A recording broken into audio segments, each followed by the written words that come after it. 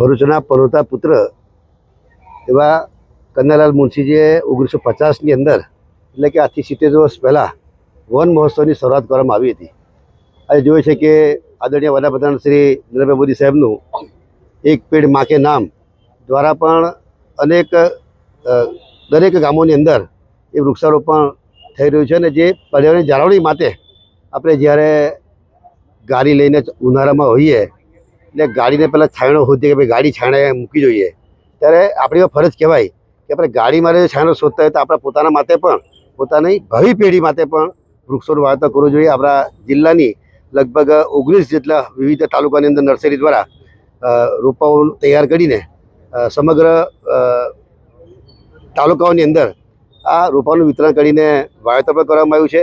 સાથે સાથે ગ્રામ પંચાયતોને પણ કે જે ગૌચર જમીન હોય, ગ્રામ પંચાયત જમીન હોય તો એ જમીનની અંદર પણ વન વિભાગ દ્વારા વાવેતર કરીને એમાંથી જ્યારે પુખ્ત વયના થાય અને હરાજી કરીને જે કે ખર્ચ બાદ કરીને 75% રકમ જે તે ગ્રામ પંચાયતને આપવામાં આવે છે. સાથે સાથે રોડ સાઈડનું જે વાવેતર કરે છે, રોડ સાઈડના વાવેતરની અંદર પણ ખર્ચ બાદ કરીને 50% જે પૈસા હોય છે તાલુકા પંચાયતને આપીને તાલુકાના ગામડાઓના વિકાસ માટે પણ કરવામાં. અત્યારે આપણે સૌ સાથે મળીને આજે 70માં વન મહોત્સવ પ્રસંગે બધા જ લોકો જાળવણી કરીએ, વૃક્ષ ઉછેરીએ, પાણી પાઈએ અને મૂતું કરીને આપણી પોતાની ફરજ પૂરી કરીએ.